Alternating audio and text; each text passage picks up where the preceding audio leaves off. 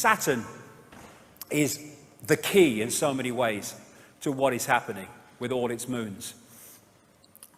Just a reminder, Saturn may appear to be what it is in the holographic world, but actually, again, it's an information field. It is a consciousness.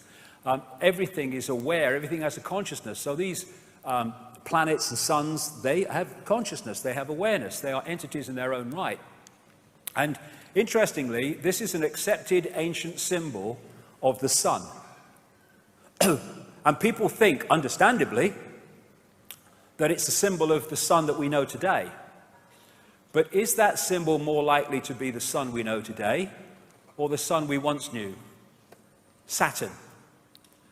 Saturn is the key to understanding so much.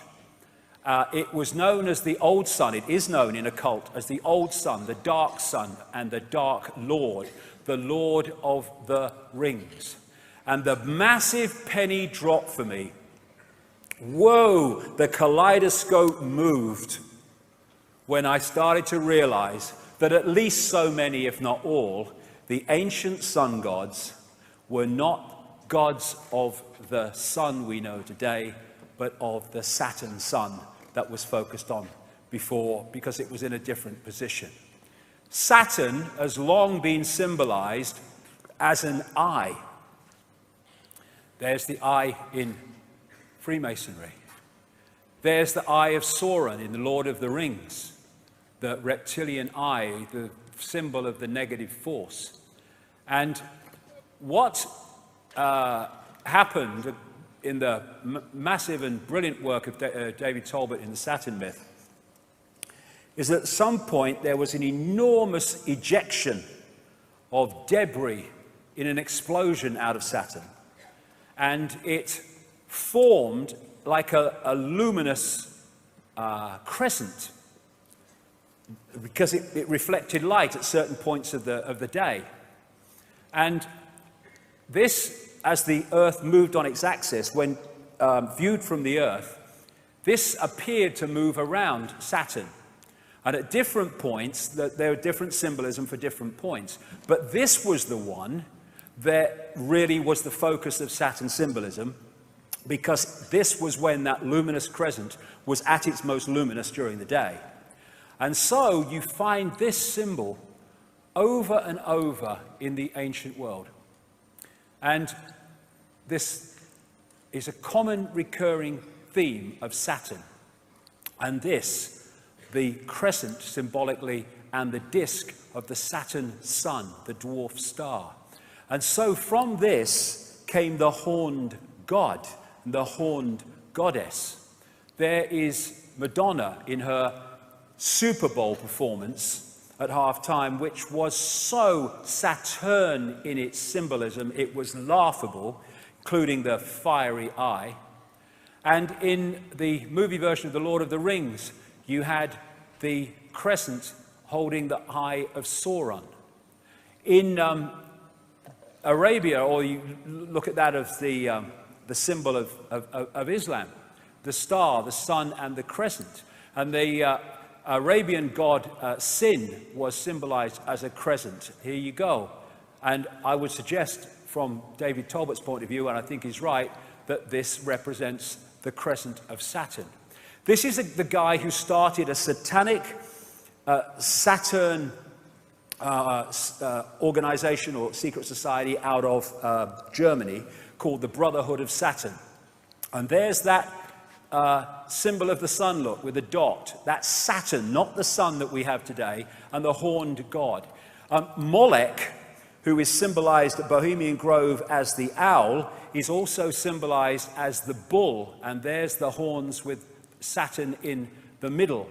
And so you have the bull gods of Mesopotamia. And the winged goddesses in that state, this was often symbolized as the goddess with her holding the god, her arms around the god, or her wings around the god.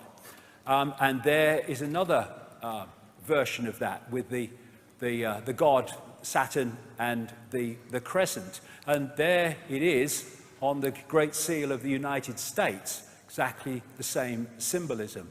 There it is in the Air Force Special Operations Command. There it is in the symbol of the House of Windsor. There it is in the United Nations, with the target on the world, very appropriately. There it is in the eagle of Rome. Here it is in Freemasonry. The flying disc of Egypt and other places is Saturn. And thus you have the Rosicrucian order, which connects into this network, using that flying disc symbolism. And so many of these logos carry the same symbolism. And in her Super Bowl performance, Madonna had the flying disc of Saturn. This is another ancient Saturn symbol because at some points, apparently it seemed to give off 4 very distinct lights, which became known as the 4 corners or the 4 rivers or the 4 ways. And so you find it, because of these bloodlines connecting into all these institutions, you find it in the Roman Church, you find it on the mace in the Houses of Parliament, you find it on the crown, you found it in the Celtic cross, and you find it in one of the major secret societies in the network, the House of Malta. It's known as the Maltese cross. It was also symbolized, this Saturn symbol and crescent, as the flying god in his flying boat. This is Horus in his heavenly boat. This is why it's used in the boats used in Freemasonry. This is a Freemasonic building on the Isle of Wight, funnily enough. And that is massive. I'm not saying Annie Lennox knew it was, just let's do this, it'd be a good idea. But that was massively Saturn symbolism when you watched it play out. Then you've got this symbol of the horned god. Again, Saturn, Satan, as it also became known, which is you find with so many politicians. And Pat Robertson, this so-called Christian evangelist, yeah, okay. And talking of horns and horned gods, in astrology, Saturn is connected to Capricorn. And so one of the Saturn symbols is the goat. This again is the great Freemasonic historian Manly P. Hall, who said Pan, the goat god, was a composite creature, the upper part, with the exception of his horns, being human, and the lower part in the form of a goat. The god himself is a symbol of Saturn, because this planet is enthroned in Capricorn, whose emblem is a goat. That is what that is. Baphomet, worshipped by Satanists. It's a symbol of Saturn. And I'm going somewhere with this, because I'm going why they're focused on Saturn. So you have Baphomet, you have Beyonce, the wife of Jay-Z, with this big Baphomet ring, which is performing. You have Baphomet-dressed Lady Gaga, Baphomet-dressed Madonna, and you have Baroness Philippine de Rothschild from the wineries in France with a massive Baphomet necklace. And this is from the front cover of the Saturn myth, with the symbolism described of these lights that went off from Saturn at certain points, with the 4 main ones there. And there it is symbolized on one of these ancient tablets. And in St. Peter's Square, that is a mirror of the way that Saturn symbol looks.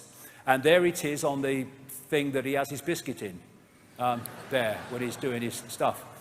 Now, this is inside the Mother Lodge of Freemasonry in Great Queen Street.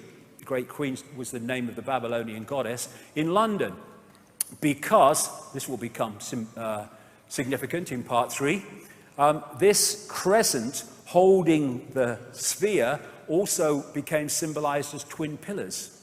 And so you have Saturn, there's the crescent, being held up by the twin pillars. This is in one of the Freemasonic centers of the world in London. Numerologically, digitally, Saturn is number 8, and this has led to symbolism of Saturn in terms of the spider. Thus you have, in Madonna's Super Bowl performance, the winged disc symbolized with a spider in the center. Now this is fascinating. This is called the magic square of Saturn. And it's also, not by coincidence, the magic square of Freemasonry. And it's magic because of this reason. If you go that way, that way, that way, that way, or that way, or that way, all the numbers in the 3 blocks in line add up to 15. And in numerology, you keep adding numbers until they become a single number. And so 15 in numerological terms is 6. So 666, 666 in all directions. And the black and white squares, for reasons I'll have to go into in detail in a book, because, there's so much to get through today, also relates to Saturn. And so you have them in Freemasonic temples, black and white squares, and you have them in the major cathedrals, like Westminster Abbey and stuff, because of this connection I'm talking about. Now, this is called the sigil of Saturn. And they get this symbol by drawing in the magic square of Saturn from 1 to 2, and then to 3, from 4 to 5 to 6, etc. So they get it. Now, you turn that straight up, and that's what that is. It's the sigil of Saturn. And this is a major symbol of Saturn going way back, the six-pointed star. It just so happens to be the very symbol from which we get the name Rothschild, one of the major families in this network, because they used to be called Bauer. They lived in Frankfurt in Germany. But they had this red six-pointed star hexagram on the front of their house, and they changed their name to from Bauer to Red Shield in German, Rothschild, red sign or red shield, Rothschild. So they're named after this very symbol. And it was they that created Israel, not on behalf of Jewish people, on behalf of their bloody agenda that treats Jewish people with as much disdain as any of the rest of us. And so you have their symbol on the flag of Israel. They use the six-pointed star so much in law enforcement. This is on a public building in Toronto, right in the center of the six-pointed star. There's the horned god. There's the sheriff and a medal. There is the six-pointed star representing Saturn on an ancient clay depiction. And there it is on Credo Mutwa's 500 to 1,000-year-old Zulu hand symbol. If you do that on the dollar bill, you get the six-pointed star, and those letters make an anagram of Mason, interestingly. Inside the Great Mother Lodge of Freemasonry in Great Queen Street, London, there is the Twin Towers, symbolic of the crescent, and there is Saturn again, the six-pointed star. Now, of course, the Roman Church and Christianity, that is anti-Freemasonry and anti-secret societies because they're naughty, but it's on his bloody fish hat, look, right? They're everywhere because the same force is in control. Here you go, I have a bit more Madonna, there you go. And on the Great Seal of the United States, those 13 stars make up a six-pointed star, not by accident. And therefore, again, we keep coming back to this, all these different areas of society are in the end focused on one thing. Satanism is Saturnism. This is Fritz Springmeier, a long-time researcher into this and symbolism, etc., and Satanism. Saturn is an important key to understanding the long heritage this conspiracy has back to antiquity. The city of Rome was originally known as the Saturnia, or City of Saturn. The Roman Catholic Church retains much of Saturn worship in its ritual. Saturn also relates to Lucifer. In various occult dictionaries, Saturn is associated with evil. And this is the remains of the Temple of Saturn in Rome.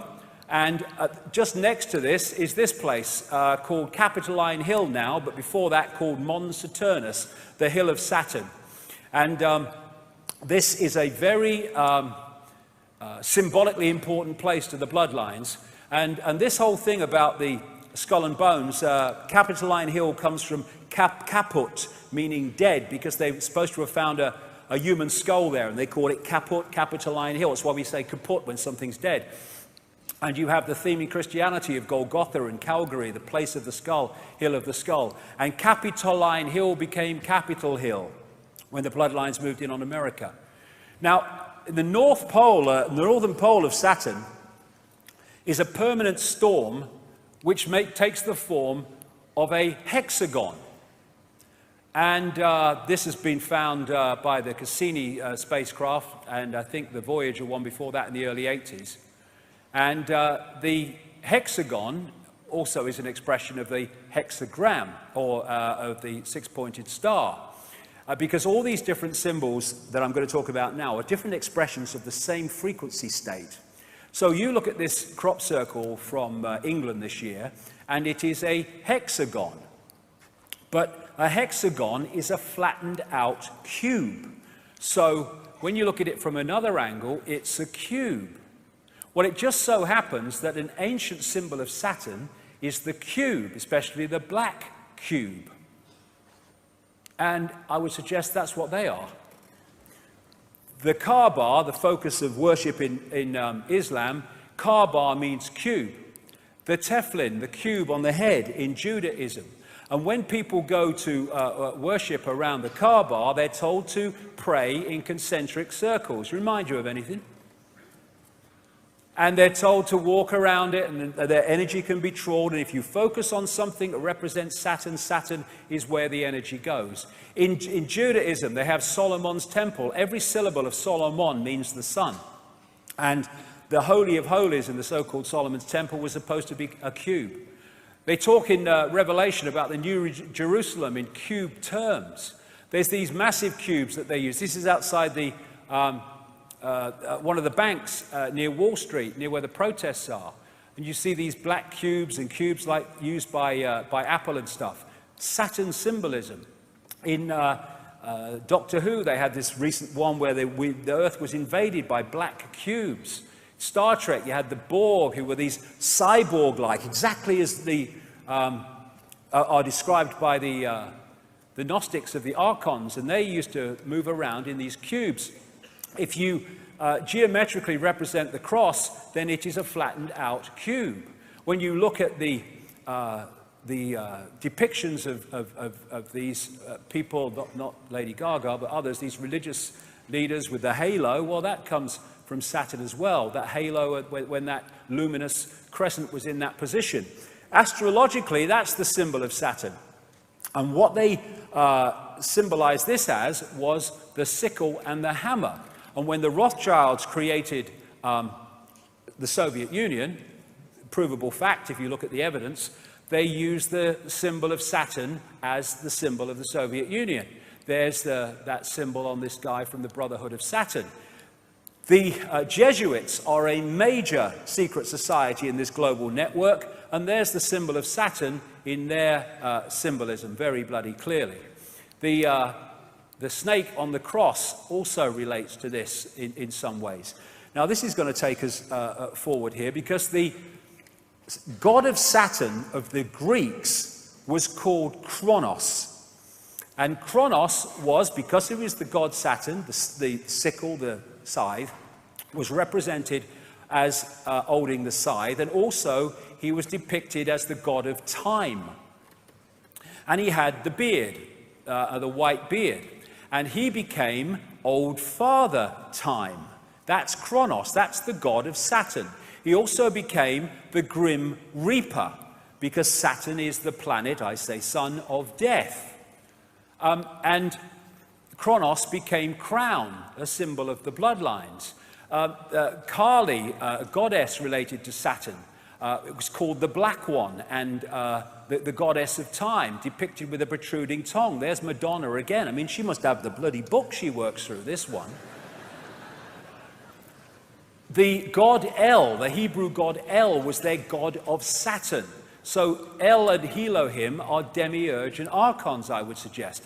So we have archangels, Michael, Gabriel, Uriel, Raphael, another name for Jesus, Emmanuel. We have the Gospels, Chapel, elders, elevated to the priesthood, elections where pawns are elected to serve the elite. We have Isis, Ra, El, all names relating to Saturn. Saturn, Kronos, Satan, Black Sun, Dark Lord, they're all the same thing, the expression of this force. And here you have Moloch, who they worship at Bohemian Grove, and he is a god of Saturn, this recurring theme. They also represent Moloch as a bull, as I said earlier, and so you have that as the symbol of Wall Street. And the golden calf in the Bible is Moloch, Saturn. The Greeks talked about Saturn used to eat his own children. And here's the colors of Satanism and the colors of Saturn, black and red, same as the royal protocol. the robes of the judge, the robes of the clergy, the square hats of universities, the hammer that the judge uses, it's all Saturn symbolism. You see Saturn profusely used in symbolism of the corporate world. And this, this earth, wind and fire, they got the bloody set. There's the eye, there's the six-pointed star, there's the step pyramid, there's the winged disc, and there's bloody Saturn. And then, therefore, you look at religions and secret societies and Satanism, they're worshipping Saturn. Then you look astrologically, in other words, energetically. Banking is astrologically ruled by Saturn. Politics and institutions of state at all levels, astrologically ruled by Saturn. Corporations, astrologically ruled by Saturn. Law and court system, astrologically ruled by Saturn. Science, astrologically ruled by Saturn. Saturn worship, Satan worship. And it's interesting that you have the god of Saturn, Kronos, with the beard, and represent, and all these bloody religions, they have bloody beards. And then you have God depicted as a man with a white beard on a cloud or on a throne, and there's God, Charlton Heston type God. That's Yahweh depicted with a beard and stuff. And then we have Santa with the white beard. Santa, anagram of Satan from Saturnalia. Saturnalia was a festival in Rome where they worshipped the god Saturn, and they gave, it was in the same period to the run-up to our Christmas, and they gave gifts, they decorated trees, and they hung sprigs of bloody holly. So that is Saturn symbolism, the man with a white beard. This is Ancient of Days, a painting by William Blake from, I think, 1794 or something like that. Ancient of Days is an old name for God. And he's depicting God. He was a very deep esoteric thinker and great knowledge, William Blake. And he's depicting God with the white beard. That's Saturn, Kronos. On the GE building in the Rockefeller Center in New York, there's Kronos again. Now, the Freemasons, they call their God the great architect of the universe. The demiurge was known by the Gnostics as the great architect of the universe. Which brings us to the white-bearded architect of the Matrix, the Matrix movie series. So where is this leading us? Well, again, this needs to go, if we're going to go anywhere with this, because I'm going into fantastic areas here, but this is where the information has taken me very, very clearly. And the hardest thing to see is what is in front of your eyes, as this man rightly said. The Gnostics talked about the fact that the archons make something appear to happen that does not actually happen. They can induce a virtual reality experience. The Islamic people and pre-Islamic people talk about the jinn manipulating humans by creating illusions. I was in New York in 2010, and someone took me to the subway station for Ground Zero. And when I saw it, it was like, whoa, it hit me big time. There was, first of all, this eyes all along the platforms, but there is this massive depiction of the world on the floor, and then there's an eye, and going out from this eye are these broadcast transmissions. And that hit me so powerfully. And Neil Haig was with me, and we kind of looked at each other and said, that's Saturn, isn't it?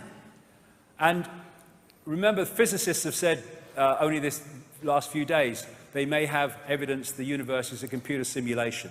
Well, I say that it's a virtual reality, which has been hacked into, and that hack is the reality that we're experiencing, the fake reality. And that hack, I say, comes from Saturn.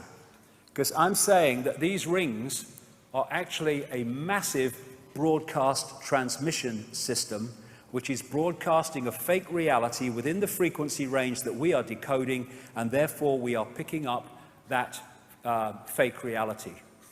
When the Cassini spacecraft arrived at Saturn in 2004, found many things that was unexplainable, you know, things like the hexagon North Pole storm and stuff like that.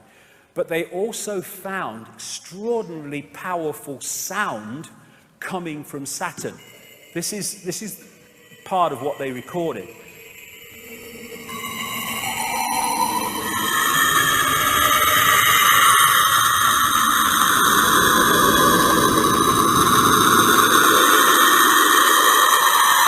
Nice, man. And I got sent this by a sound engineer, works in sound engineering for a living, and it's one of the rings of Saturn, and he said, I see that every day.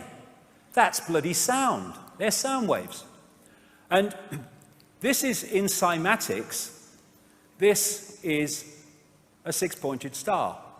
And of course we have the hexagon going round and round and round at Saturn's north pole. This is a standing wave created by sound, rings. This is at the south pole of Saturn, and it's a permanent ice storm. This is a standing wave created by sound. And these are symbols created by sound, like cymatics. And a certain frequency created this perfect six-pointed star with the hexagon in the middle and the hexagon there. Therefore, the sound creates the frequency, creates the symbol, and in the same way, the symbol represents the sound and the frequency. The symbols are just holographic representations of vibrational waveform states. I would suggest in these symbols cases, representatives of the sound frequency coming off Saturn. Same with all these symbols and numerological manipulations. The sound and the symbol are different expressions of the same thing. Thus, if we, in the holographic realm, are constantly bombarded with these symbols, it is on an energetic level feeding us the frequency field of what they represent. And Saturn, when described pre-cataclysmic, didn't have rings. So where'd they come from? Well, maybe it had rings, but it weren't rings we could see. We can see them now. Well, this guy, Norman Bergeron, has he's in his 90s now, I think. He has a long, long history in space research, technological research, going way back. And his life changed when he started studying the pictures that came back from the Voyager 1 and 2 space expeditions to Saturn. They arrived in 1980-81. Because when he studied them, he realized there was something very strange about Saturn's rings. And he said this in his book, The Ringmakers of Saturn. Several years ago, a number of folks in the astrology and astronomy and physics world began theorizing that these rings had to be much younger than the universe, perhaps only about 100 million years old. But one pair of pictures shows a change in 5 minutes. An impression is conveyed that the latest reported measurements purport to be the true ones, when in reality, all might quite nearly be correct at the time of observation. General reluctance to accept variable ring system geometry occurs because of apparent failure to identify a physical mechanism suitable for producing recurrent change. In other words, classic mainstream science, if we can't explain it, we'll kid ourselves it doesn't exist. And he also found these in the pictures coming back from Voyager, and the Cassini ones found them too. And he calls them electromagnetic vehicles, and they are massive. Some of them several times bigger than the Earth. But again, we need to move our sense of perception. In terms of size representation, this is the Earth against the size of Saturn. We're not talking the same perception of big in terms of outside of the Earth. And here are some of the other pictures of these electromagnetic vehicles picked up by these NASA craft. Why aren't they all in the papers being talked about? You'd think, what the hell is this? No, nothing. Thanks to Bergeron, we've seen their existence. This is the Hubble telescope. Let's pick one of them up. Look at the size of the bloody thing. And here's a few Cassini spacecraft pictures, still pictures put together. What the hell is that? Exactly what Bergeron was describing from Voyager. And this is the other thing. He found pictures of stuff spewing out of these electromagnetic vehicles into the rings of Saturn and bloody making them, or extending them. And what is said to be in the rings of Saturn, I guess thus that's why we can see them, is like ice and stuff. I think, and I would suggest that eventually they will realize that there is a crystal substance being put into those rings that has a dramatic impact on their ability to transmit information.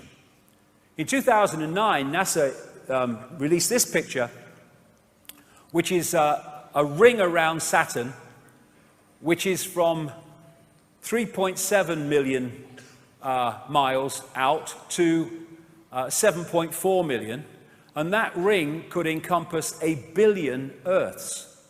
I suggest that there are rings that we can see, but there are sound rings that we can't see that are coming out across, and we're picking them up. They make something appear to happen that does not actually happen. They can induce a virtual reality experience. The Saturn matrix, as I call it, is a frequency band which we are decoding as a fake reality. And I suggest, my view, we will find that the edge of that frequency band is what we call the speed of light. And beyond it, you go out of the matrix. And when all the genetic tinkering that the ancients talked about went on, the human form was being manipulated to be tuned in to receive and transmit within the frequency band of this Saturn broadcast, and pulling people from a heart state beyond the matrix into an emotional point of interaction, massively in the matrix, was a major way of tuning us into this fake reality. We talk about people who don't think for themselves as being in the box. Maybe we ought to say that they're in the cube. And they want to shut the heart down, and they have to so many people, because it takes us beyond the bounds of time and space, beyond the matrix, because I suggest that what we call time as we decode it is in this matrix transmission. I'll whip through this quickly because I've talked about this in my books at great length, and I've talked about this at Under London Talks. But I say the moon is a construct, or a part construct.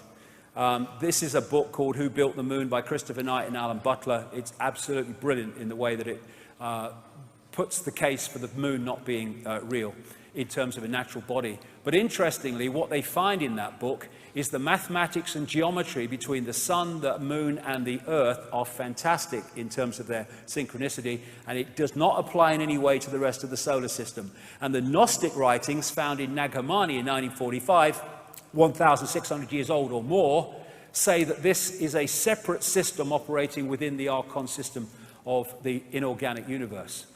They say in the book, the authors, the maths involved in the Earth, Moon, Sun system is nothing less than staggering, and that the moon has been put there with the accuracy of the proverbial Swiss watchmaker.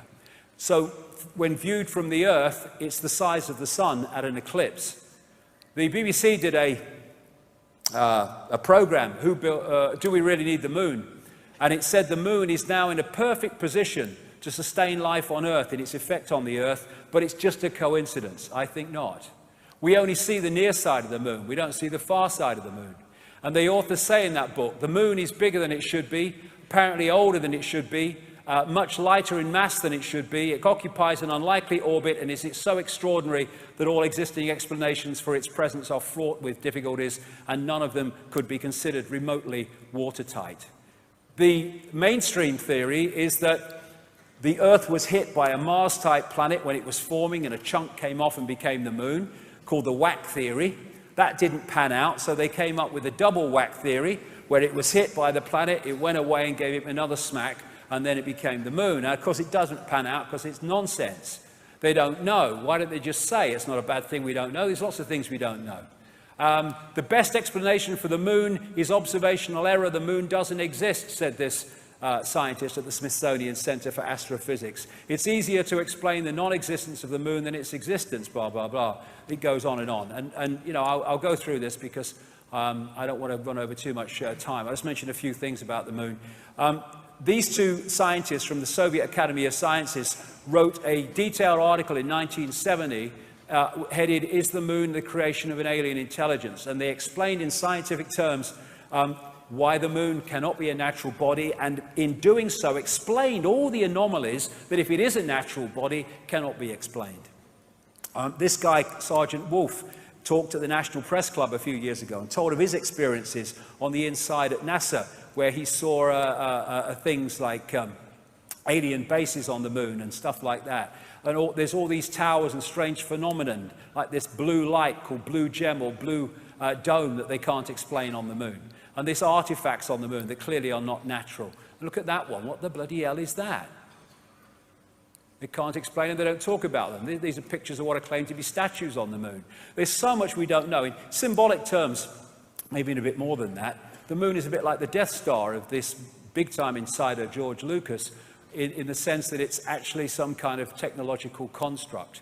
And it's my view, as I've said before in previous books, that what the moon is doing, in its present use anyway, is taking this Saturn broadcast and acting as an amplifier to fire it at the Earth, so we get it in massively increased power and therefore effect. It's acting a bit like a dish transmitting information which we're picking up and decoding into a fake reality. Now, 9 months after I'd written that in a book called The Human Race Get Off Your Knees, someone sent me an email from Brazil, I think it was, a lady, and said, "Have you read this book, Earth, by Barbara Marciniak? Because I've just read your book and I think you'd find it interesting." And she sent me some page numbers. Barbara Marciniak is what they call a channel. And lots of channels are not channels. They just think they are. But, you know, if you get a genuine one, then you can get out there and bring information out from other dimensions into this one. You can get some profound information that way. And she's done a lot of great stuff, Barbara Marciniak. I've met her a few times. Anyway, I hadn't read Earth. I'd read the first book that she wrote, but not Earth. Anyway, I sent for it. I went through the page numbers, and I'm like, whoa, this is 9 months after I've said this stuff in Human Race Get Off Your Knees. And this was a channeled book, and this is what was in the book. 1996, I think this came out. The moon is a very powerful electromagnetic computer. The energy from the moon has been beaming electromagnetic frequencies onto the Earth for eons now to maintain the two-stranded DNA. The moon is a satellite that was constructed. It was anchored outside Earth's atmosphere as a mediating and monitoring device, a supercomputer or eye in the sky. Earth must be owned by those who dwell there. However, it is not. You have outside gods, creator energies, who prevent you as a species from having free reign with your kundalini. That's the energy of awakening, in effect. The influence of the moon as a main satellite computer affects all of the Earth. The moon's programs have for eons been of great limitation towards human beings. There are repetitive cycles that the moon creates to which you respond. The tales about the full moon and insanity, madness and heightened bleeding are all quite true. You know that television influences you a great deal. The moon is the same way. And astrologically, just as a very quick aside, when that great rearrangement happened, of course, astrologically, everything changed as well in terms of the influence of the astrological energies upon the human perception, because suddenly all these bodies are in different positions to where they were before. So the Saturn-Moon matrix, as I call it, I say anyway, is generating a frequency band, a fake reality, which we are decoding to be what seems to be a real reality, and the genetic manipulation has tuned us into it and created this cycle of round and round the garden. It's coming, it's coming, it's coming, as the guy said in the video. And Neil Haig has this concept of moonopoly, or Saturn moonopoly. And it goes like this. You get up in the morning and you have your breakfast and then you go to work. And then you have your lunch, sandwich normally, and then I go to work and then I go home and then I have my tea and then I watch a bit of telly and then I go to bed. Then I get up and I go to work, and then I have my lunch, sandwich and all. And I mean, look at us. We are infinite consciousness, infinite awareness. All that is, has been, and ever can be.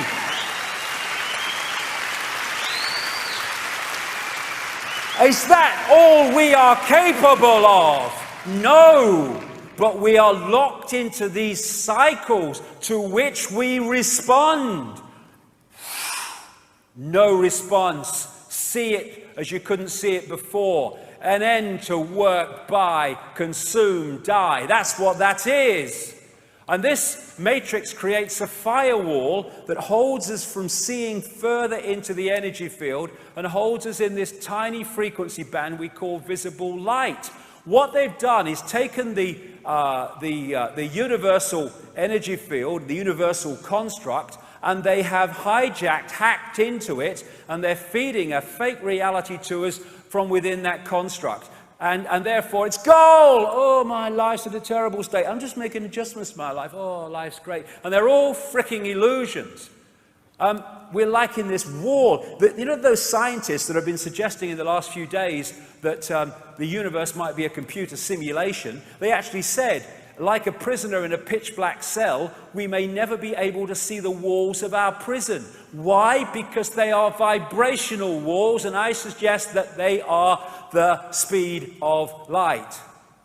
Which is not the fastest speed. Sorry, Einstein, mate. It's pedestrian. We're talking all possibility, darling.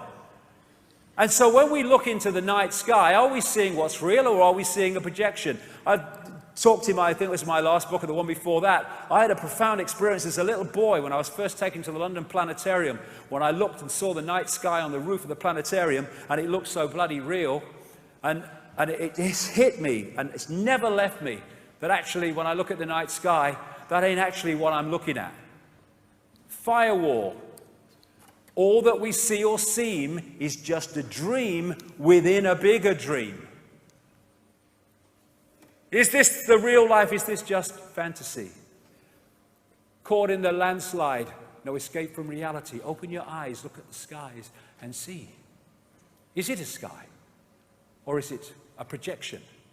And so, when we come to the matrix, and this scene in the matrix, I call it the Saturn Moon matrix, maybe connected to other things we don't know yet. This is so real, and so the world we live in. If you add two words, the Saturn Moon matrix is everywhere. It is all around us, even now in this very room. You can see it when you look out your window or you turn on your television. You can feel it when you go to work, when you go to church, when you pay your taxes. It is the world that has been pulled over your eyes to blind you from the truth. What truth? That you are a slave, Neo. Like everyone else, you were born into bondage, born into a prison that you cannot smell or taste or touch, a prison for your mind. Archon world. We live in Archon world. I'm going to bring this down now before we have a break. I'll bring this down into the world that we live in now. This guy, a great cosmologist who knew far more than he was saying or was allowed to say, Carl Sagan, he wrote a book, The Dragons of Eden, in which he talked about the fundamental importance of understanding the reptilian impact of reptilian genetics on human behavior. Because the reptilian brain fundamentally affects human behavior. And I suggest that before the genetic tinkering, either that wasn't there or was nothing like as powerful as it is now. And I came across these books after I was a long way down the line. I came across these books by Carlos Castaneda, in which he was quoting a Central American shaman called Don Juan Matos. And when I read some of the stuff in these books that this shaman had said, it was like, whoa, we talk about confirmation. He talks about the archons and the jinn in exactly the same terms, but he calls them the flyers. But they're the same entities. And this is what he said about them in the books. We have a predator that came from the depths of the cosmos and took over the rule of our lives. Human beings are its prisoners. The predator is our Lord and Master. It has rendered us docile, helpless. If we want to protest, it suppresses our protest. If we want to act independently, it demands we don't do so. Indeed, we are held prisoner. They took over us because we are food to them, energy. And they squeeze us mercilessly because we are their sustenance. Just as we rear chickens in coops, the predators rear us in human coops, human eros. Therefore, their food is always available to them. The Matrix is a computer-generated dream world built to keep us under control in order to change a human being into this. Think, matters said, for a moment, and tell me how you would explain the contradictions between the intelligence of man the engineer and the stupidity of his systems of belief, or the stupidity of his contradictory behavior. Sorcerers believe that the predators have given us our systems of beliefs, yes, our ideas of good and evil, our social mores. They are the ones who have set up our dreams of success or failure. They have given us covetousness, greed, and cowardice. It is the predator who makes us complacent, routinary, and egomaniacal, feeding the wolf. In order to keep us obedient and meek and weak, the predators have engaged themselves in a stupendous maneuver. Stupendous, of course, from the point of view of a fighting strategist, a horrendous maneuver from the point of those who suffer it. They gave us their mind. The predator's mind is baroque, contradictory, morose, filled with the fear of being discovered any minute now. They gave us their mind, and that, I suggest, is how they've done it. And they also, more than gave us our mind, they gave us their frequency via junk or non-coding DNA. We are at last, hallelujah, brother and sister, having mainstream scientists seeing the blatant, beyond belief, obvious that 98% of DNA, which they have called junk because they didn't know what it did and said it had no function, actually does, stands back in amazement, have a function. And in that 98% of DNA, non-coding DNA, are programs, behavior programs, perception programs, emotional programs that if we are not beyond mind-body conscious, we lock into and they become us. People in that state, I suggest, it is very possible, and I say highly likely, they can go through an entire human lifetime and not have an original thought or emotional response that isn't coming from the program. This is Boston University and Harvard Medical School research. They examined 37 DNA sequences containing at least 50,000 base pairs and one with 2.2 million base pairs. Lead researcher Eugene Stanley. Non-coding DNA sequences do contain a structured language fundamentally unlike the coding in genes. We therefore need to consider the possibility that the junk DNA may carry some kind of message. Yes, it does, many. And one of them is the human control system when we're pulled into body-mind. Russian DNA research. It appears that the languages we were looking for are in fact hidden in the 98% junk DNA contained in our own genetic apparatus.